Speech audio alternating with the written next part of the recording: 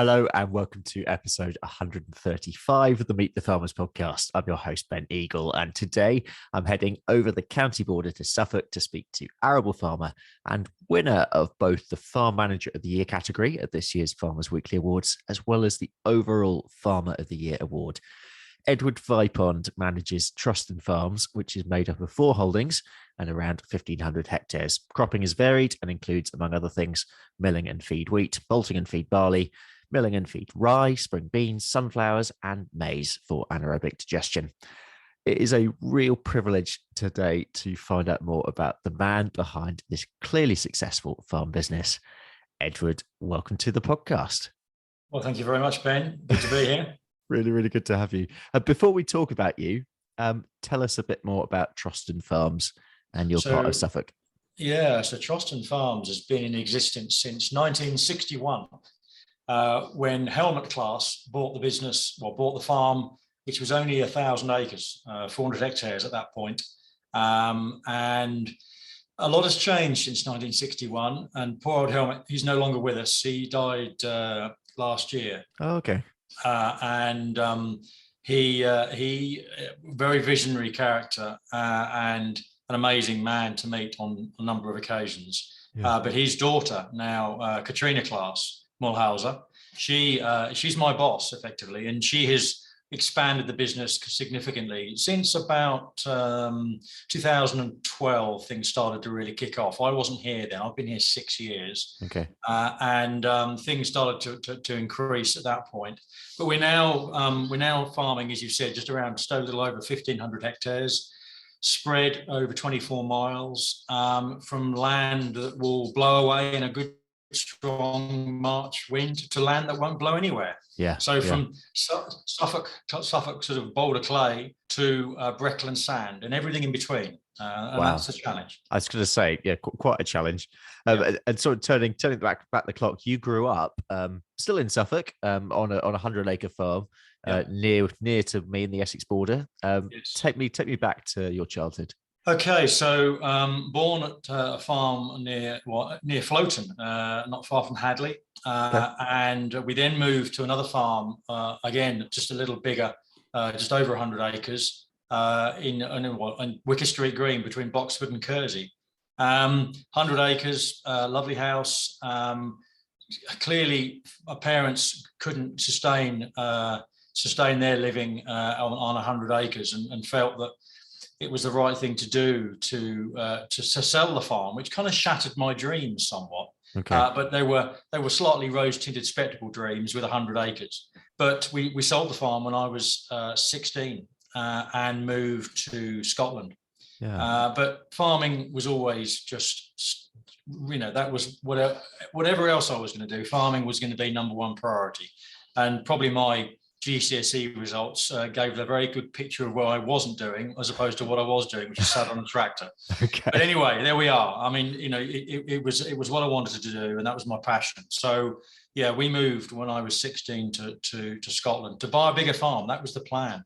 Okay. We were one of the so-called white settlers to move north, and you could buy an awful lot more land in Scotland in the early 80s for 100 acres in Suffolk. Yeah. But that didn't come off, unfortunately. My father ended up buying a country clothing and fishing tackle shop, which was, I suppose, an early form of diversification. Yeah. And good for him, because it made good money on the River Tweed in Kelso. And gave me a bit of a crossroads, I suppose, as to what I was going to do. Was I going to go into the retail industry and help in the shop, or was I going to follow my real desire to farm? And it was a pretty easy choice. So when we moved to Scotland, I became a YTS trainee, would you believe? Okay. Earning the princely sum of $29.50 a week, which seems a bit strange now, but it was where it started. And I worked on a 1,000-acre, very traditional 1,000-acre livestock and arable farm in the Scottish borders. What ended up being for 3 years, 2 years as a YTS trainee, and then a year on a full wage, which I felt I was a millionaire at that point, having earned $29.50 a week. But taught me an awful lot. a very nice farming family I worked for, and they gave me a really good grounding in what was to me at that point large scale arable farming and livestock farming. Yeah, yeah. Beautiful part of the world up in the borders as well. Stunning. Yeah, absolutely. Stunning. Yeah. And I mean, you did a diploma in ag at Moulton College. Why there? I think there's some family history, isn't there? Family history, yeah. I was the third generation to go to Moulton, it was a family sort of link, and I felt very strongly I wanted to do that. And it was a good college, and still is a very good college. Has had to diversify into all sorts of other things other than agriculture, but at the time I was there, agriculture was still a very important part, and it still is. But they've had to look elsewhere to keep the college viable. So yes, an NDA ultimately at National Diploma in Agriculture at Moulton, which that was my focus, and I excelled in that, and really revelled in college life and everything that entails. Yeah. And then moved and didn't do a degree, went and did a postgrad at Aberdeen University. Right. Bit of a jump in academic terms, but from a diploma in agriculture to a postgrad in farm business management, which was a very, very hard course, a year postgrad course at Aberdeen SAC, and loved it, really loved it. And came out of having passed that with another big crossroads as to what I did next, really. Absolutely. And then I mean, you eventually ended up at Velcor, and you spent 14 years there. What were your learning points during that time? Take us through those years. They kind of ripped the rule book up of everything I learned at college. Not quite, but most of it was start from scratch, and it was a different mindset. And they taught me an awful lot about business management, crop management, personnel management. And at the time, there was a training scheme, which I eventually got onto, farm management training scheme. And I spent 2 years being trained by some very high caliber guys in the company. And then became farm manager after a few years, and moved a number of times. That's putting it mildly. If you wanted to progress in Velcor, you had to move, and I moved a lot. And spent 14 very happy years managing very diverse businesses, from growing cauliflowers and calabrese in Lincolnshire to broad-scale, high-yielding land in Kent. Wow. I always find that sort of moving about, and I've had this conversation with foresters before, who by the nature of their job, that they move about a lot. How did you find that, I suppose, socially and with other parts of your life, moving about that much? Yeah, I mean, it wasn't easy, and I think when you become married and kids come along, it becomes even more complicated and difficult. Yeah, exactly. I sort of was at the end of my time with Velcor when that did happen, and yeah, it's a big issue, and I think the way I looked at it was I wanted to get to a certain level. If you wanted to progress, you had to move. Let's talk about your Nuffield. Your Nuffield scholarship. Why did you decide to do one of those? Well, I sat at my desk one evening in Dover, actually, when I was farm manager down in Kent, and my farms director at the time just popped in to see me and just left on the desk a Nuffield scholarship leaflet, and I thought, all right, far too busy. I haven't got time for that. Yeah. And then I spoke to a guy called John Stones, who was at that point the director of Nuffield, who was the most persuasive man I've ever met. And ended up persuading me that it was a good idea, and I had got time, and Velcor wouldn't mind me leaving the farm for what ended up being 6 weeks in the States, a month in Australia, and quite a lot of time in Europe. Wow. And I ended up studying precision agriculture, which at the time was incredibly new in the farming world, and in 80, now hang on, let's get this right, 93, 94 it was, I did the scholarship. Okay. Precision ag and anything it involved was fairly new. And I had the most amazing time. And I have to say, I went to the Nuffield conference just recently this year. And I was quite happy to say to people that it changed me as a person. Yeah. It made me more confident. It made me think about the challenges that we face, and gave me a different perception of of risk as well in farming terms, in that, we feel, we're rather cocooned, and we can feel rather cocooned in the UK. But and we'll come on to talk about it, I'm sure. But what we're about to experience in the next 7 or 8 years takes risks to a different level in the UK agriculture. So what I learned at Nuffield was, there's guys in Australia and certainly in this when I went to Western Australia and Perth, they look at risk totally different to us, and the way they handle it and the way they deal with it is totally different. That taught me a lot. Okay, fascinating. Is your report still available online? It is, yeah, it is indeed. It's titled "Precision Farming: Practical Toy or Expensive Tool," it's still there, a lot has changed in the precision ag world since that report was written, but it certainly gave me an inkling and an insight into what is still, and some of it, cutting edge technology.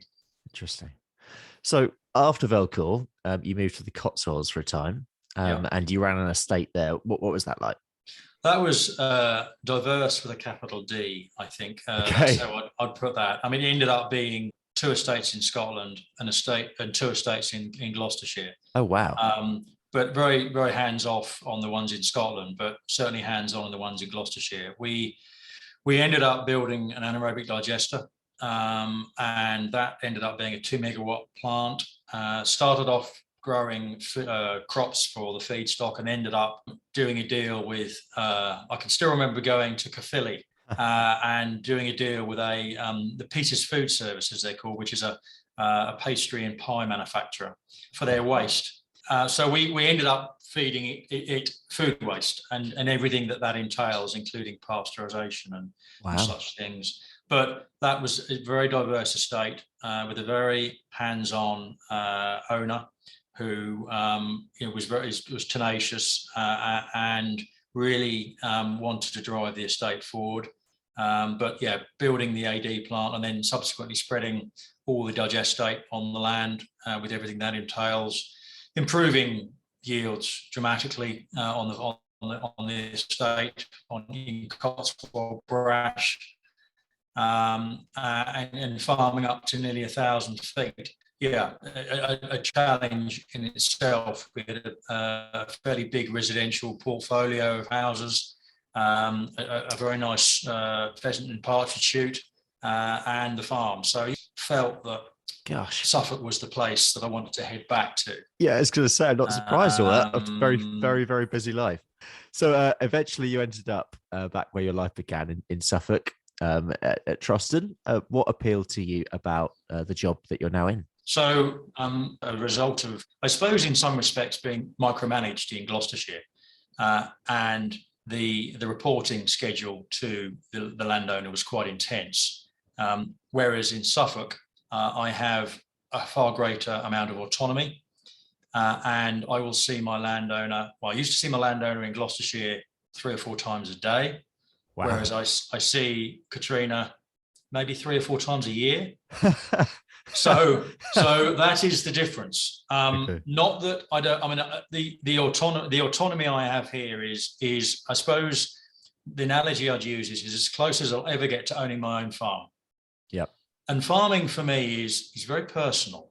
And there is nothing worse than making a mistake in agriculture, because you can hide your mistakes in many fields or many industries, but farming usually isn't one of them, and it's usually by the road.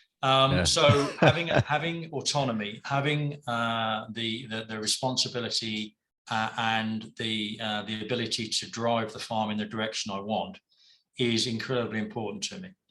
And I don't take that for granted in any way, shape, or form. It's there is obviously a huge responsibility with that, but that I don't mind. But the ability to shape the farm and change things as I see fit with the board approval is great. Yeah. So since you've been at Troston, what are some of the things that have changed on the place? I suppose the easier question is what hasn't changed, really. But, we have, bizarrely enough, we don't have a choice in tractor, forklift, and combine. We can't have Oh, root and really? branch change. That Yeah. surprises me. Indeed. So we don't get any special deals, mind you. There is a common perception that I have a back door to the class factory. Well, nothing can be further from the truth. We have certain parameters at which I have to work, but we have changed soil management. We've changed. A lot of the staff have changed on the farm. And there's one out of the three that we started with when I got here are still here. We changed every piece of machinery bar one piece has been changed since I got here on the farm. We've changed the cropping. We've changed a whole raft of things and it comes back to the risk. And we're not growing oilseed rape anymore. We're not growing sugar beet on the light land anymore. We're growing a fair bit more rye on the light land. And it is back to, we are, like it or not, the weather is changing.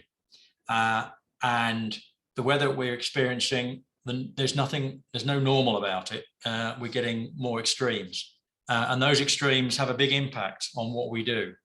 And this autumn has been a blessing. We talked about coming on the interview about the weather in October being very inclement, or inclement weather the last 2 years hasn't occurred this October, and to a degree in November, and that's been a blessing. And we're in a good place running into December. I'm happy.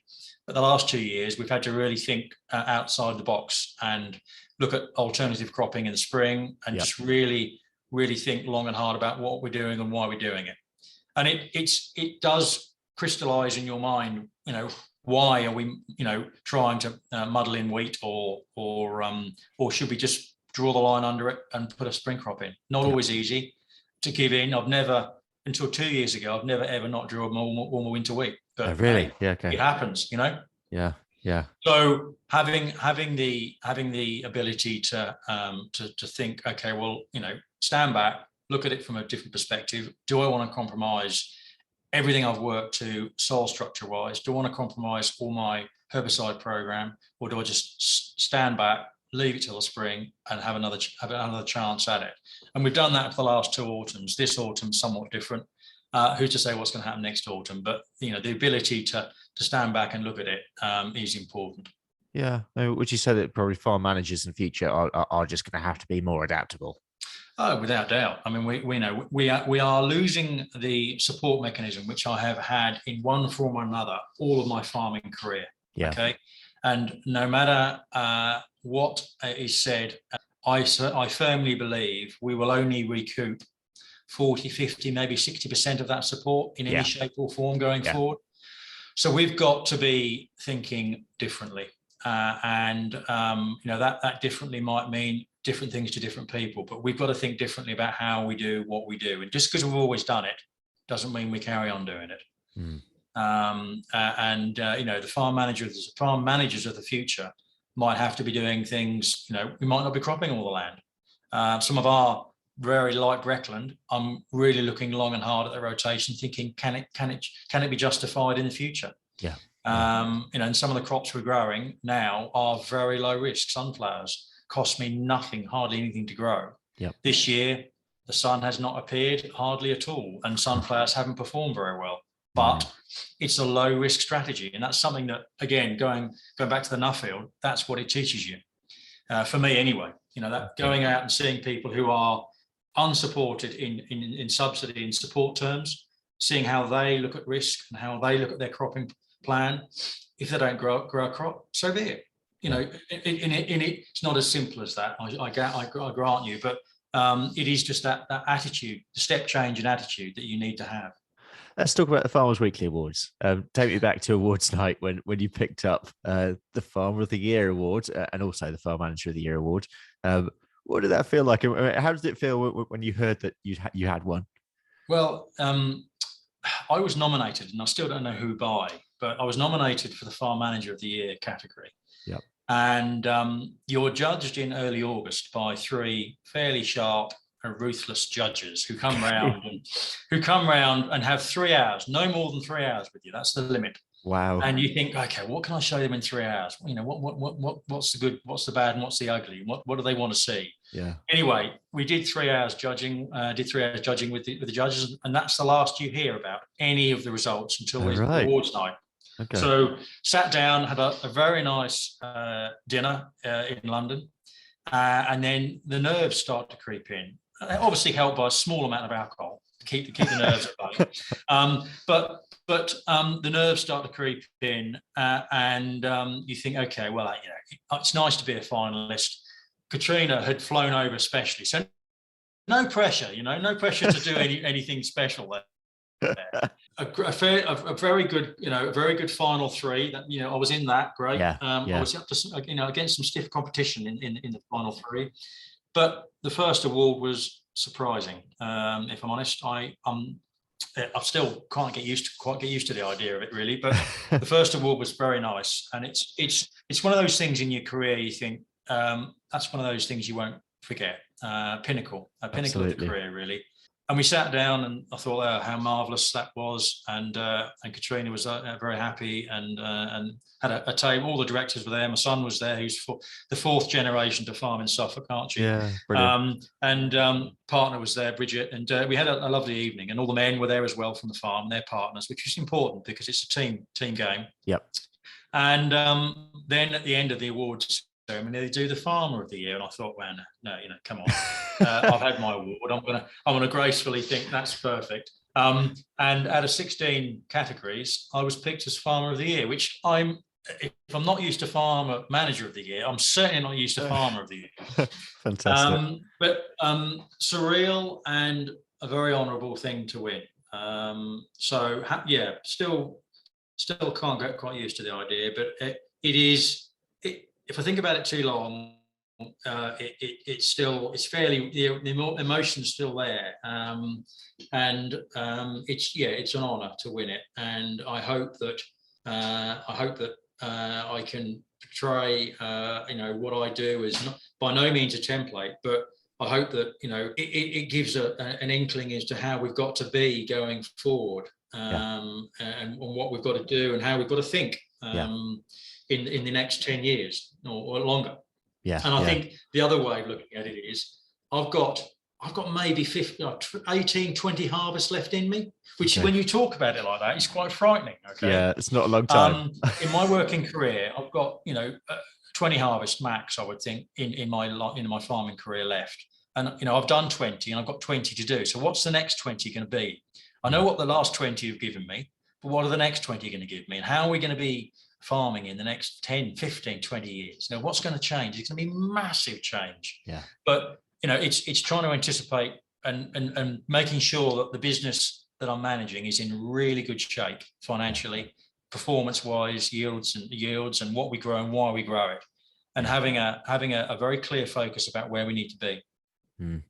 I'm supposed to be neutral on this show, but I should say, for as far as the awards are concerned, as an East of England guy, we did pretty well in this part of the world with dairy and pigs as well. Yeah, we did very well. We had a good night, and it just shows the backbone of the East Anglian farming metal is there in spades, isn't it? Really? Yeah, absolutely. Yeah. Let's talk about life away from farming for a bit.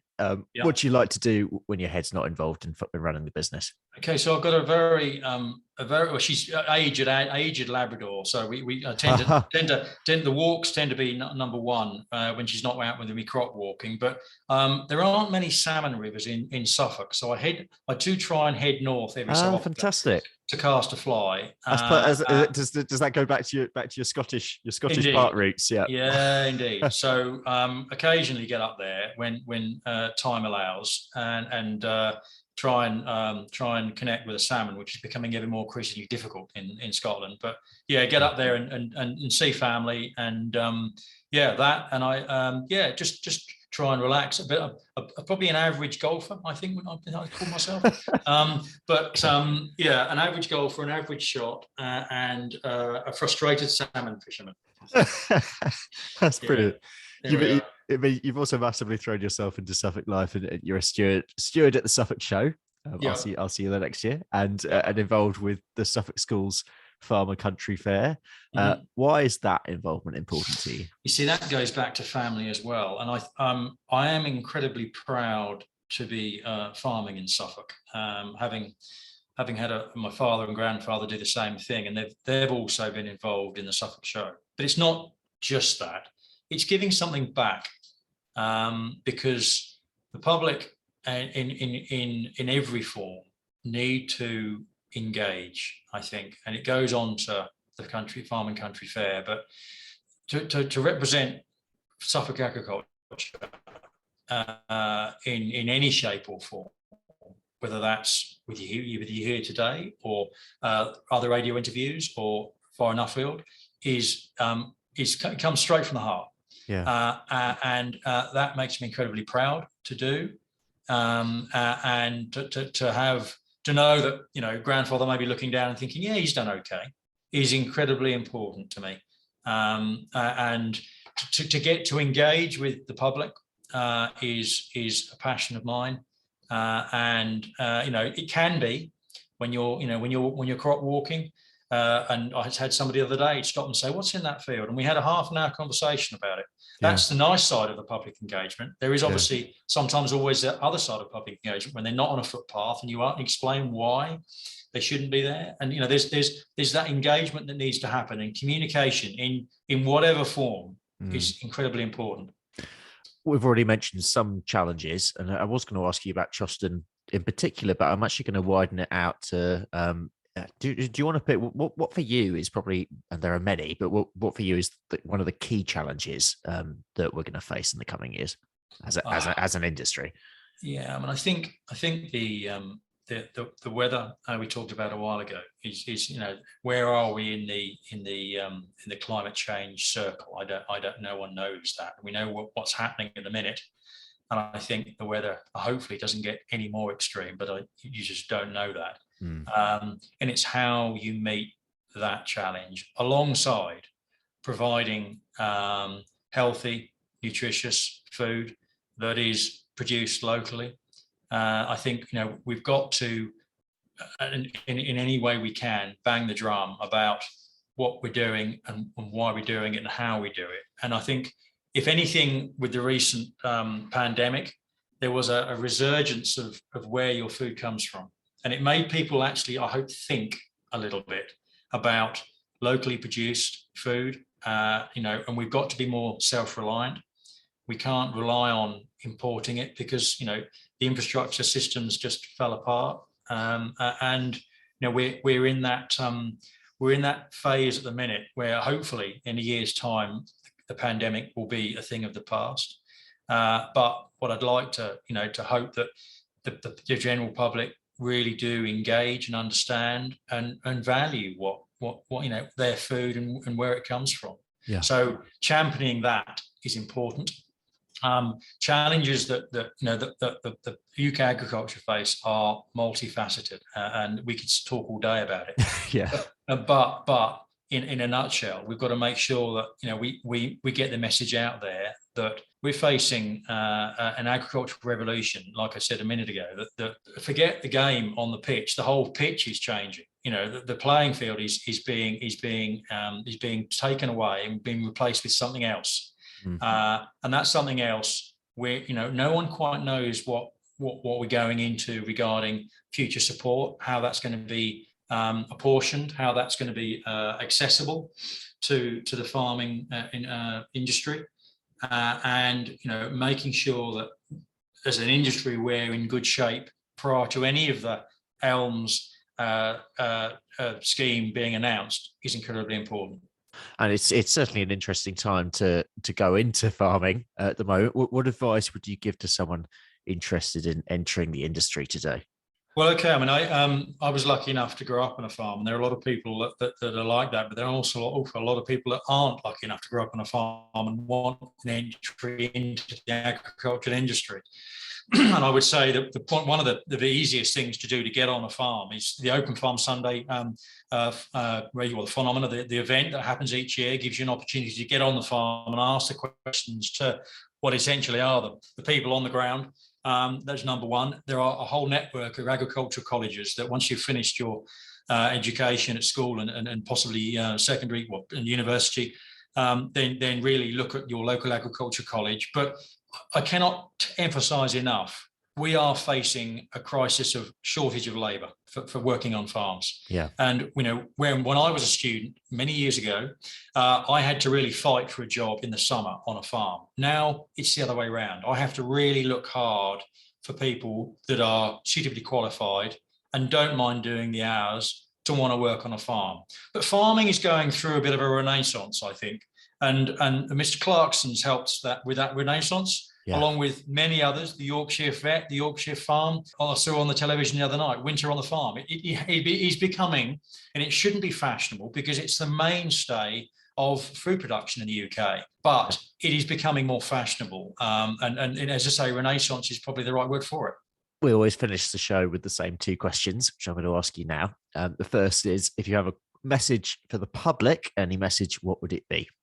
Okay, so the next time you're walking across a farm, if you see the farmer, ask him a question, like somebody did to me the other day. We're very approachable. We're very nice people. We care about the countryside, and we'd be very, very happy to talk to you, I'm sure, about what we're doing and why we're doing it.